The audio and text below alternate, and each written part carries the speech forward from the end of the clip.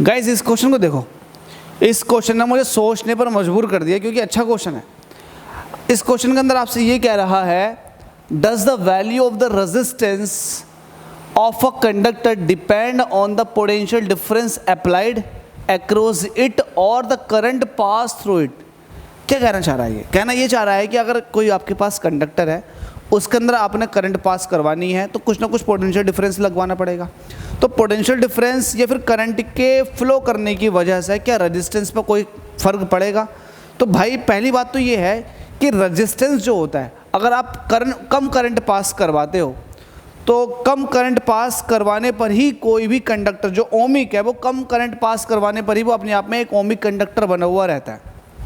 अगर आप करंट बहुत ज़्यादा पास करवाना शुरू कर देते हो तो मटेरियल के अंदर जो इंटरनल मॉलिक्यूल्स हैं उनके वाइब्रेशंस बढ़ जाते हैं, है ना, कोलिजन्स होनी शुरू हो जाती है इलेक्ट्रॉनों की आयंस के साथ, या फिर आयंस की आयंस के साथ, या फिर आप ये कहें कि इलेक्ट्रॉनों के साथ, जिसकी वजह से मटेरियल हीट होना शुरू कर देता।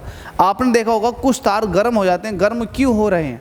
गर्म इसलिए हो रहे हैं क्योंकि करंट बहुत ज़्यादा पास हो रही है उनके अंदर से, और इंटरनल स्ट्रक्चर के अंदर कोलिजन्स की वैल्यू जो है ना वो बढ़ गई है, जिसकी वजह से वो आपको हीट की फॉर्म में एनर्जी रिलीज़ करता हुआ दिखाई देगा। तो भाई अगर मैं ये बात करूं कि ओमिक कंडक्टर कब तक ओमिक है, तो वो तब तक ओमिक है जब तक उसके अंदर फालतू कोलिजन्स नहीं हो रही हैं, उसका टेम्परेचर इंक्रीज नहीं हो रहा है पोटेंशियल डिफरेंस लगाने की वजह से। अगर पोटेंशियल डिफरेंस बहुत ज़्यादा लगा दे तो करंट भी बहुत ज़्यादा फ्लो करेगी, जिसकी वजह से उसके इंटरनल मॉलिक्यूल से, फिर आप ये कहें कि इलेक्ट्रॉन की आयंस के साथ या फिर इलेक्ट्रॉनों के साथ कोलिजन्स बढ़ जाएंगे, जिसकी वजह से टेम्परेचर बढ़ जाएगा। जब कोलिजन्स बढ़ेंगे तो आपको पता है एनर्जी हीट की फॉर्म में आपको बाहर दिखाई देगी, तब वो कंडक्टर फिर ओमिक कंडक्टर नहीं बचेगा। तो इसका मतलब क्या हुआ? इसका मतलब ये हुआ कि रेजिस्टेंस जो है वो क्या डिपेंड करता पोटेंशियल पर? नहीं। क्या रेजिस्टेंस डिपेंड करता करंट पर? नहीं भाई, ऐसा तो कुछ नहीं है। लेकिन हाँ ये है कि अगर आप स्मॉल वैल्यू ऑफ करंट या फिर स्मॉल पोटेंशियल डिफरेंस लगाते हैं तो रेजिस्टेंस की वैल्यू पर कोई फ़र्क नहीं पड़ेगा, वो कांस्टेंट रहेगी। लेकिन आप अपनी हरकतों की वजह से उसको लार्ज कर देते हैं, तब रेजिस्टेंस चेंज हो जाएगा, लेकिन रेजिस्टेंस डिपेंड नहीं कर रहा है इन दोनों चीज़ों पर। तो ये वाली बात ध्यान रखना। तो इसको आप लिख सकते हो आंसर में इस तरह से, for small value of current and potential difference applied, for small value of I and we,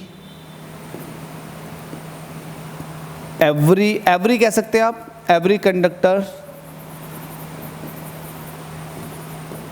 will have constant R।